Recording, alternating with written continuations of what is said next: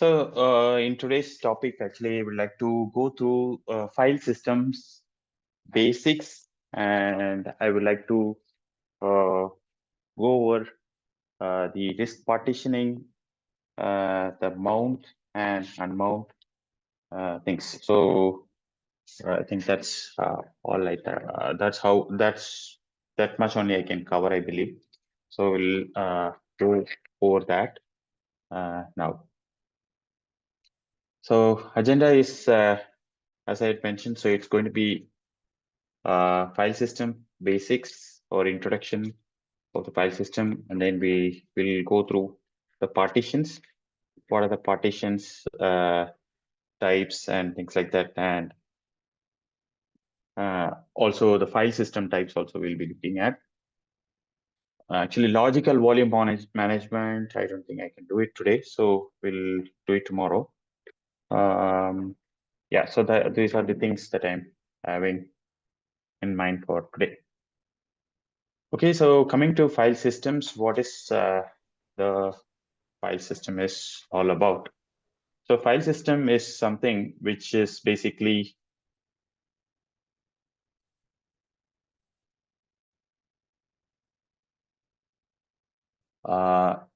is a method for organizing and managing files.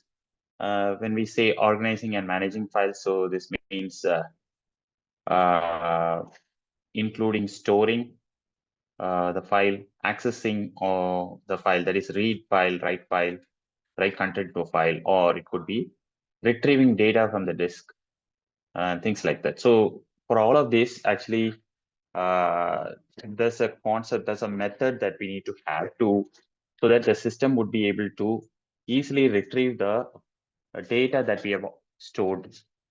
So to explain a little more, so I have a small diagram here, picture here. So I thought it is actually giving a good idea. So in real terminology, real day-to-day things, we have different shells to accommodate different files and folders. So similar way, and we keep a name over it so that we can easily retrieve it. So this is what we do it in our day-to-day life. So the same thing is what is being done in the file system, in the computer systems as well. And this is a critical piece in the operating system. So there are various types in the file system. One is ext4, ext3, ext, xfs, ntfs, FAT32, and things like that. So we'll quickly go over all of these in a moment. Files are arranged, Safi and Senthil, in case if I'm going very basic, you can ask me to skip so that I can skip and then move on to some other topics, or I can skip some slides. However, I am going in this phase, but you can let me know if I need to correct. Okay, that's okay. Yeah. So Linux actually deals with only two items that we have to keep it in mind. So this, unlike other operating systems, it has only, it deals with process and files. These are the two entities Linux would deal with. All the things, I mean, including hardware and everything, are visualized as in the form of files. And other than that, we have the actual software, which is called the processes that are running in the Linux operating system. Only two entities are there, files and process. This one thing that you need to keep it in mind. And the files system here is arranged in a hierarchical directory structure, starting from the root directory, and under which we have the subdirectories and files. So these are a few things, and yeah. There is some disturbance in your audio while you are speaking. For a minute, it's coming okay, then there is a disturbance. So is it a break or is it some background noise? How about now? Yeah, it's like stretching your voice while you're speaking. Okay, a few words we can hear clearly. Then your voice is like, stretching. Oh, like this. Oh, I see. Okay, in my internet. I don't know. It's because of your mic or connection. We don't know. I think maybe could be because of internet. I'm expecting it should get sorted out now. Let me know if you still face the issue. Okay. Yeah. Yeah, so Linux file system has the following characteristics, which means it is the one that does the file organization, and it's the one which takes care of file naming convention. So depending on the file system, the naming convention, the length of the name, and things like that are defined by the type of file system. And file metadata is one thing that is the one that gives the information about the file owner and when it was created and where it is located. All of that is the logical data structure, just hidden within the file system. And it's also gives the responsible for giving the access control. And we have the file compression, file fragmentation, file recovery, and we have the file system performance, file system scalability. All of these things are the jobs that are done by the file system as a background. So just given that list. Okay. Now, when you see the file system, so you have at a high level, we have two kinds of file systems. One is disk file system. The other one is the network file system. So the way it is segregated is based on the file system which is available over the network. So when we say network file system, so some storage that we see in a system may not be actually present within itself. Instead, the storage would be present in some other remote location that we are sharing it within by the client or the nodes for its usage. So it'll appear as if its own partition, but the actual storage would be in the remote end. So this is the network file system. So we have two kinds of network file system that we have. One is NFS, which is called network file system, and the other one is SMB. SMB is Samba. So the difference or the details, we will have a separate sessions to get into NFS and SMB. We will do that. NFS is NFS is a concept which was developed by Sun Microsystems, and SMB is a concept which was developed by Microsoft. So NFS, when you say NFS, will be able to take care of only within the Linux-based systems, and SMB can take care of sharing the partitions across all operating systems. So this is the one thing, but we'll get into more of these details in the specific class when we get into. Okay, coming to the disk file system. So this is basically is a file system which we have it within the physical disk that we have within the system, and there are so many varieties of file systems that are there. I just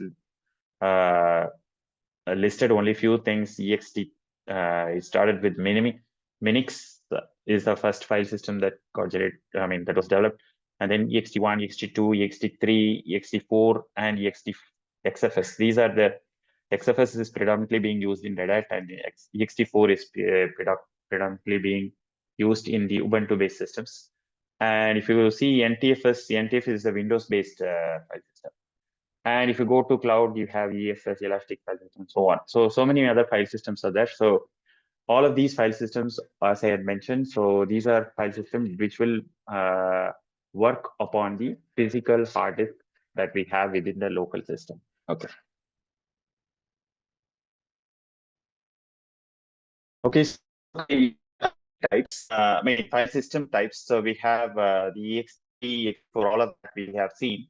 So one word about all of these is what I'm going to say. Just browse through. So ext stands for extended file system. It's a 16-bit uh, internal addressing, and it can hold a maximum size of 16 TB. So that's the size it can hold. But later it was we have the ext4, which was very similar to ext3, but has got an extended storage limit, which is of maximum 1 EB. The ext3, ext4 all were having the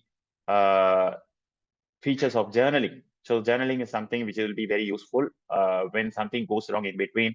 and if you have to roll back the job that was being done, so that it is gracefully brought back to the original state. So this was not there in the earlier file systems. Now ext3, ext4 were having that. JFS is something which was developed by IBM system. So NTFS is the one that is being used by Microsoft.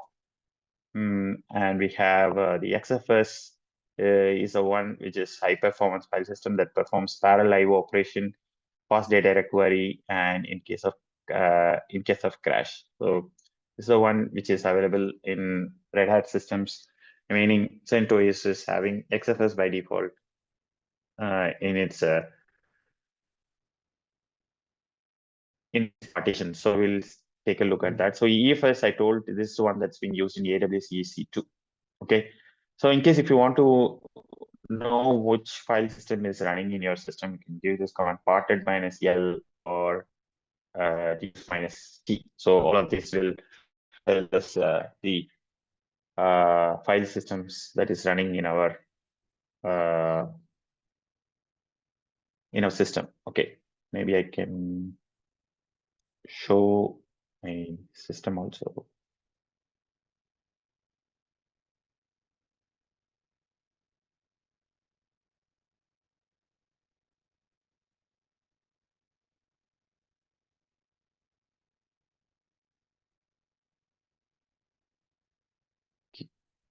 So I have the partitions.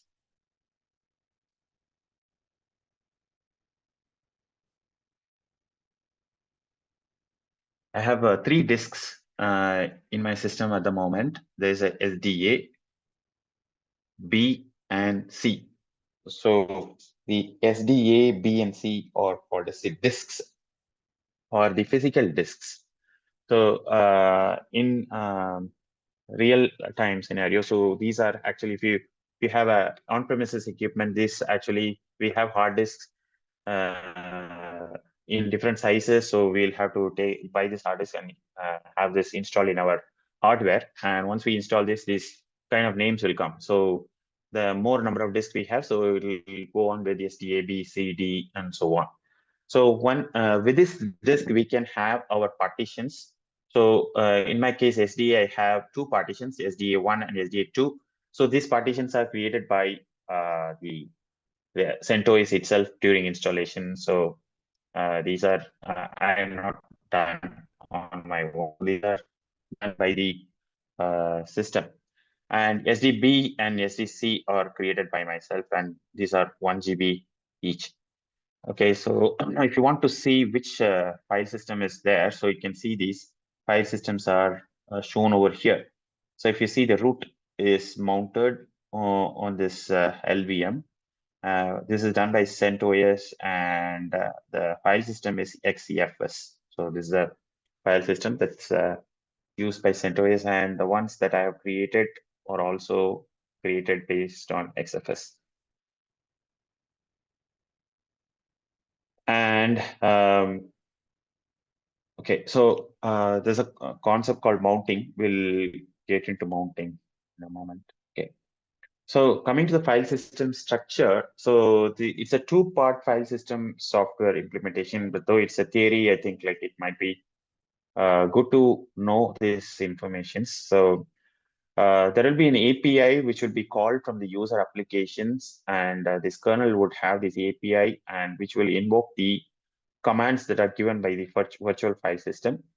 And this virtual file system is a layer which will be having the respective drivers for the actual file system. So suppose if we have ext4, and we have to have the ext4 driver software, and this driver software would be called or would be invoked by this virtual file system but the virtual file system will have a common set of commands.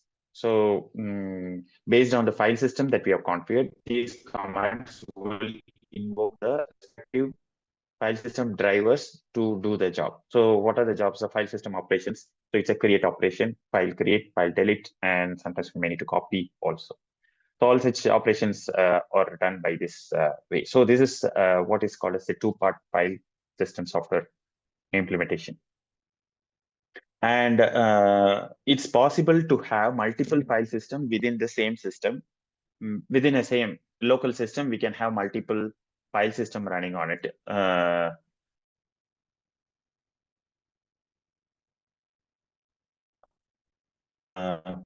There is CMPFS, but if we have Ubuntu, so the boot is stored in Path32. Path32 is a plain DOS based DOS based file system. So, but in CentOS, it's all XFS. Everything is XFS. But so what I'm trying to say is all of these. It is possible to have multiple file system in the same system, and we may have to configure that in the partition which kind of file system that we want to have in that partition. Okay, so this is the directory tree structure. You might have noticed these directory tree structure. I'm going to give a quick overview of what is this, what is the functionality of this things. When you see the systems, if you go to the root directory, you will have this. You will see this.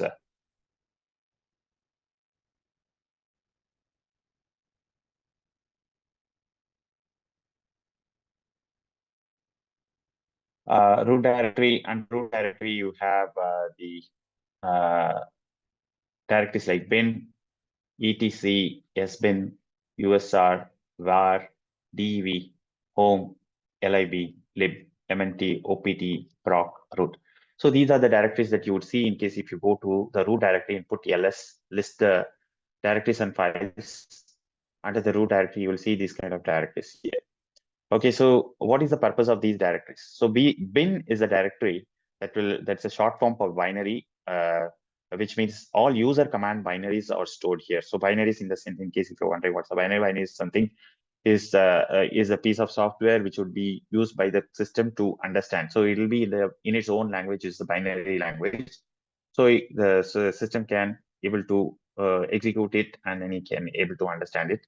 So all of the commands like chmod, cat, cp, date, all of these commands that we give in the shell terminal will invoke this binary program, and which will do the job for us. So all of the user command binaries are stored under the bin directory. Okay, coming to next one, which is the etc directory. So if etc directory is something which we have all the configuration related files for the system. So if you see Linux basically will work like this. So each and every application would have a equivalent configuration file which is stored in the path under etc. So you don't, if you want to change the behavior of an application or a service, you may need to change the configuration file which is present in the etc directory, and you may have to restart it. This is a common concept across all the application and services. So the configuration files are stored under this, and you have different configuration file for different purposes. And in case if you have your own application, you might have to have your own configuration file also in this location. So this is a place that we have all the configuration files. So whenever we start an application or when we launch an application, the equivalent configuration file would be looked up by the application, and based on the parameters that are there in the application, on the configuration file, the application would be launched. So that's about the etc directory. Coming to the sbin, so this is also having the binary, but these are system level binaries. So all of these binaries are only applicable for the root or the system level users. So most of the things like fsck,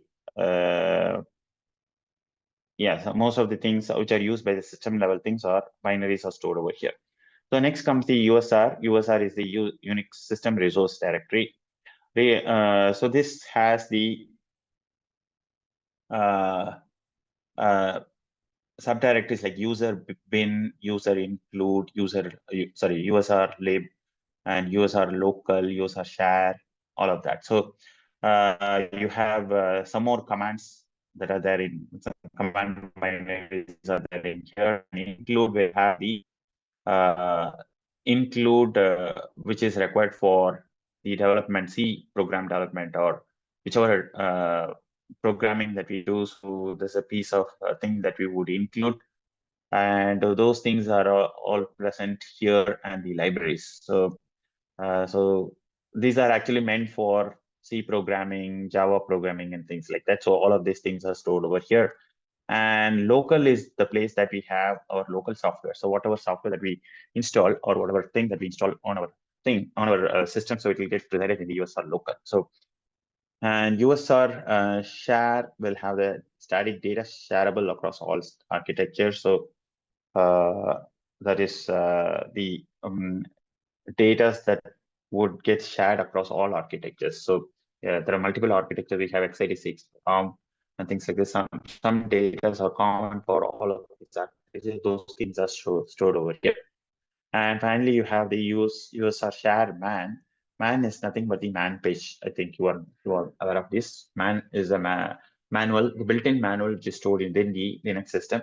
And even before the internet days, they have architected in such a way like we don't need to run for documentation separately. We can directly put the man and the command after that. It will give the documentation and the manual page of the particular specific man. So that's a manual page. So these are things that are stored in the USR. And if you go to VAR is actually meant for variable data files. So which means the file sizes can increase. So based on the usage and things like that. So it would include cache directory, and some lib directory. Log is one thing which we might use as a system administrator. We might have to, if something is not working, the first place that we need to take a look is the log file. So the log files are stored over here, and the log files are something which will grow. So as the system is switched on for a long time, so log files would get refurbished once the file size reach the maximum limit. So it will store again.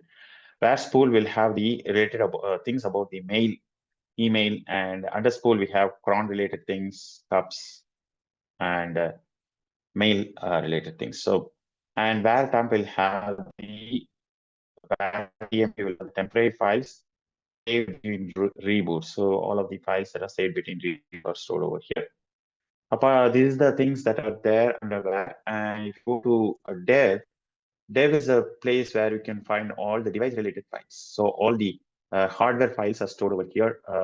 We have the hard disk file, keyboard, monitor, all the device files, all the hardware device files. You can not only hardware, there are software devices are also there, which are developed for the system operation. So all things can be seen in the device dev directory. If you put ls/dev, we can get to see all the device related files. And next is the home directory. Home directory, we know this is the home directory which is available for the user accounts that we have. And this is the place that any logged in user will have full access to. So all other directories are limited to the root user or system admin user. Only the home directory is the place that the user is given access to. So lib is a place where we have the libraries that are required to run for the system. Mount is a default placeholder for using as a mount point. So mounting is a concept where we have to actually mount the given storage onto a location in the file system so that the Linux would be able to view it and access it and do any operation. So mounting is that concept. We'll do that in a moment. So by default, the placeholder is given for /mnt, under which we can create any directories and use it for mounting. So OPT is meant for optional software, and then we have proc. Proc is meant for proc file systems, which is used to change the configuration of the kernel when the kernel is up and running. So instead of changing, generally kernel configuration needs to be changed when the system is off or switched off. So by changing the MK config and things like that. But in case if you want to change the functionality of the kernel, you can use the proc file system, sysctl, and things like that to dynamically change the operations of the kernel when the system is running. So we can change the parameters on the fly, and parameters that we have changed will get applied immediately by the kernel, and it will be visibly shown. So visibly seen. So this is a feature that's architected in the Linux, which is a good one. And apart from that, we can proc is a control and information center, which means like all processes that are running the system can be. This will give us a dashboard kind of thing, like what is the present status of the particular process, whether it is dying or running, or whether it is uh, idle, things like that, and how much memory or related to each and every process can be seen in this proc directory. And the root is a directory which is used by the root user. Like any other user, root has its own root home directory, and this is under the location /root. So this is our root directory structure. And we all know that when we uh, access a file, so Linux would like to refer it based on the root. So if we simply give a specific file at a special location, he'll not be able to understand. He will have to expect the complete absolute path. If you want to give a relative path, we may have to give it from the there's nothing like relative path. So Linux can understand only the absolute path starting from the root directory.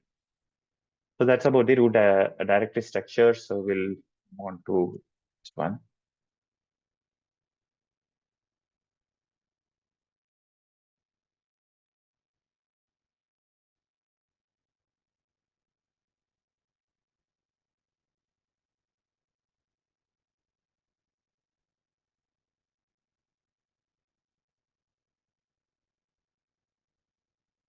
Okay.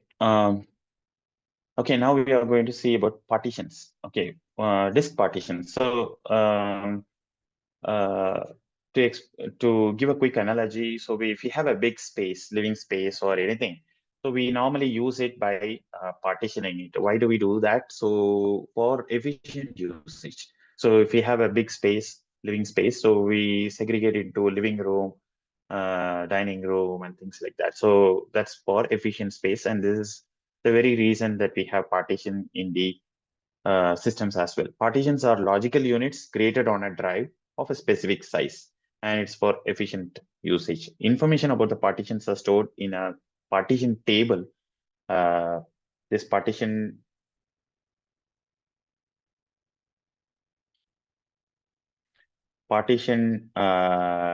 table is present in the first sector of the disk, and it is called MBR. MBR is the first sector of the disk, and where we can see the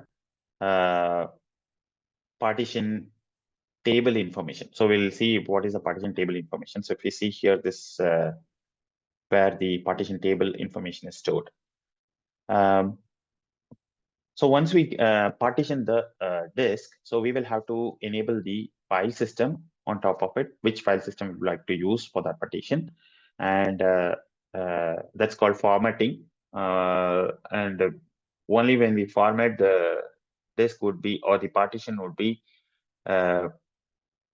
ready for use. So we'll have to partition, format, and mount. So the three processes are to be done for the before using the disk.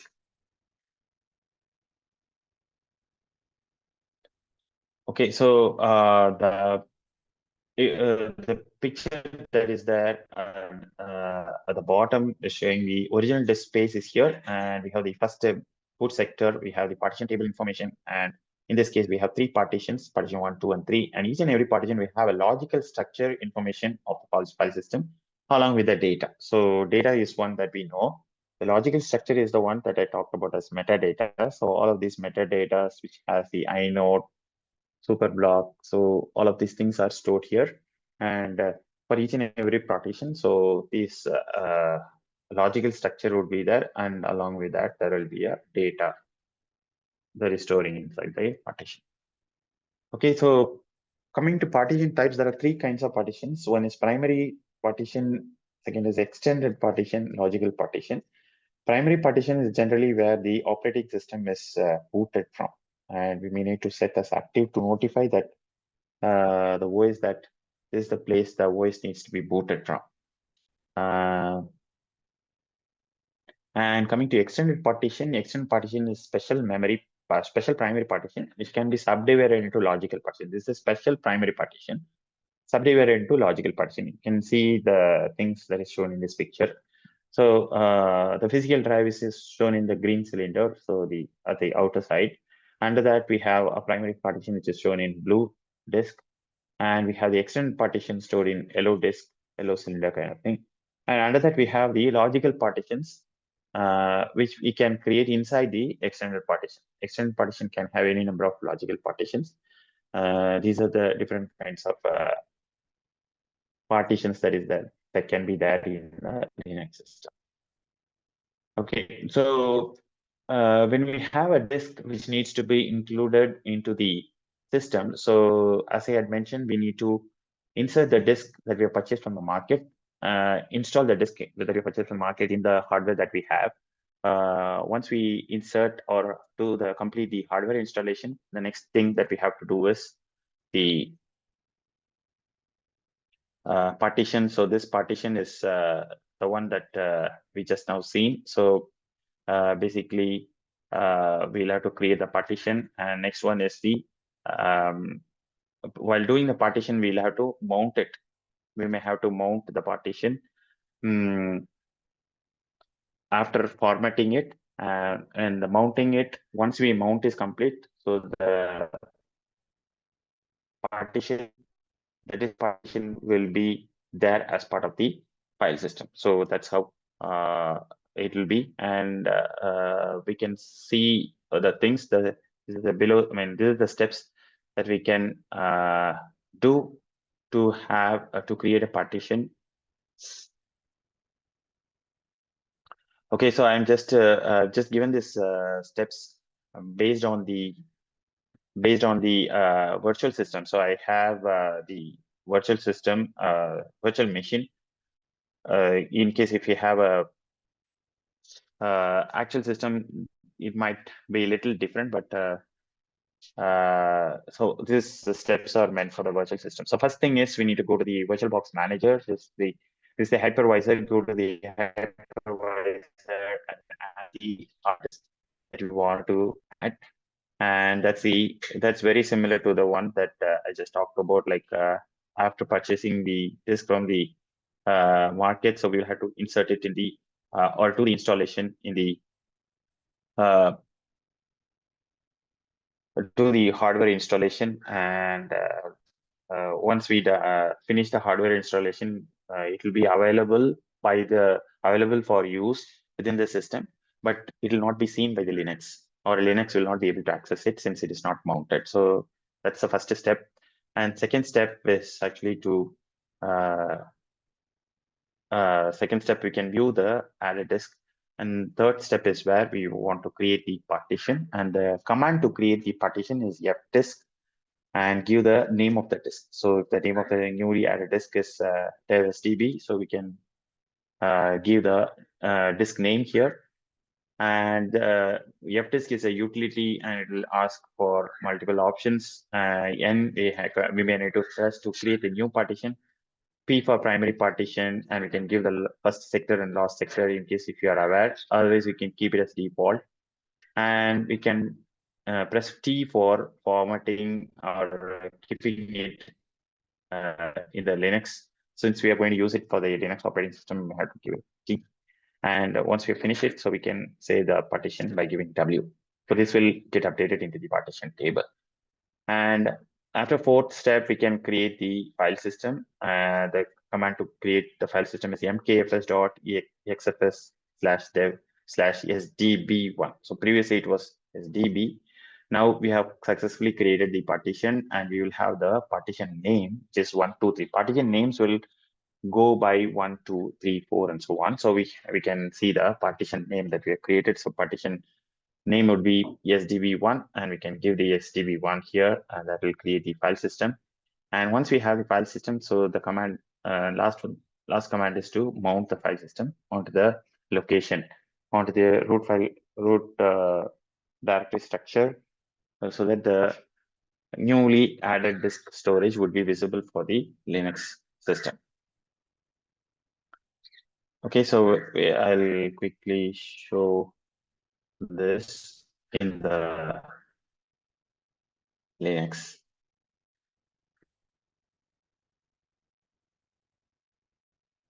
So this is my virtual box.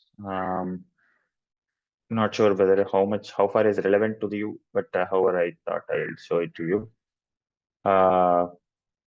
In case if you want to add a new disk, so you'll have to click this SATA, and then so first we have to switch off the machine because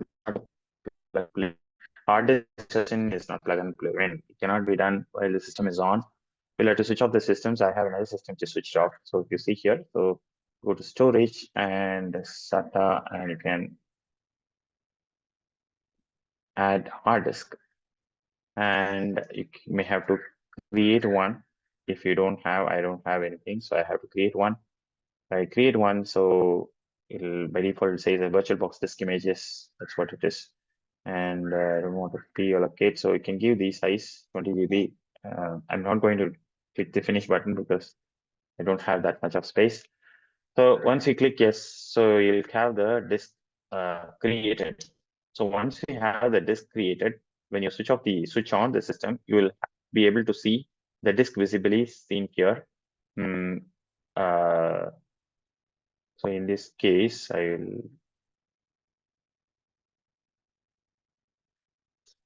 I have two disks. This is the main disk, which is of 35 GB, and I showed you SDB and C. So SDB is 1 GB and C is 1 GB. So these two disks that I have. And in case if I want to uninstall hardware uninstallation, I have to switch it off, and then you have to remove it. I will show that. So yeah, I can remove one of this. If you see here, so remove is enabled here. If I remove it, it'll not be. It'll be just showing one disk. So previously, I had two disks, so it'll be showing only one disk now. Alex, you are speaking. We cannot hear you. Yeah. Yeah.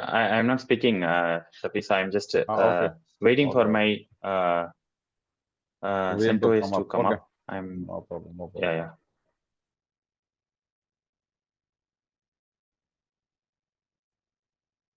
I just now removed the one of the disk, and now once it comes up, I will mount. I will create a partition. I'll remove the partition in the disk, and then I'll recreate it, and then I'll format the file system, and then I'll try to mount it. So once we do that, you'll get to know what is happening. Meanwhile, we can see the additional commands. The commands, I think BLK ID is a command that we can use to know the file system for a particular partition, which file system is running. So we can use this command. And to create a file system, we have this command mkfs.xfs. XFS is a file system if I want to create. If I want to create ext4, we can give mkfs ext4 and give the partition name. So /dev/partition. And default mount point is there as /mnt. We can create any directory and use that mount point for any of the partition that is there. And mounting can be done based on three ways. One is using the partition names. And you can also mount using UID, which is what is more preferred. UID is unique ID for a particular partition, and this is will change. So what I'm this partition names might change. So as you move on, suppose if you add disk, unmount it, and remount it. So previously it was SDZ, and now it will become SDB. So such kind of confusion might come. So but UID will be very unique, and we can have the mount command based on UID, and can also be done based on the label name as well. And mount and unmount we know. So mount is mount command mn. So basically mount is this is the command mount, and give the partition, and the next parameter is the destination mount point, and umount is the command to reverse it. So once you give umount, the storage location would not get mounted. It will be it will not be visible as part of the Linux tree. Auto mount the partition. So auto mount is something basically when you want to have this partition mounted whenever the system comes up. So we don't want the mounting to be done manually once the system comes up every time manually. Instead, we want to have this created, or the mounting done by default. That's called auto mounting. For doing this auto mounting, we have to give a configuration, the etc fstep file. This is a configuration file, and we'll have to give the format. There are actually 6 fields are there. So first thing is the file system. You may need to tell which file system. So either you can give the name of the file system, or you can give the UUID, as I had mentioned. And then the mount point, which mount point. So this is a sample that I have. So you see here, this is a sample. MNT, new disk, and ext4 is the file system type. If you want to have XFS, we can have XFS. Defaults and 0, 0. Now the new disk should be mounted automatically at boot up. Following command would be used in case if it's not done. So in case if you see that it's not happening, you can give the mount -EA for the thing to have this mount done just after booting, or just after creating this fstar file. So the mount -EA command will execute the configuration that we are given in the fstar file. Okay, so the fields that are there are given here. File system we know, mount point we know, type we know, options, mount parameters to be considered when mounting the file systems is the option. So we say that default options is fine, and the last is zeros are meant for dump and pass. So dump is basically means this for the backup purposes used by the dump utility. 0 disable the backup enabling thing, but I have not verified whether how far it will work. And the last number is actually 0. So pass, this means file system check and boot time. So this will do a quick check of the file system using the fsck utility, and 0 disables this. So I have made it 0, 0. In case if you want to have this, we may have to give the number here 1 and 1. Okay, so that's about it. So let's see if this system has come up.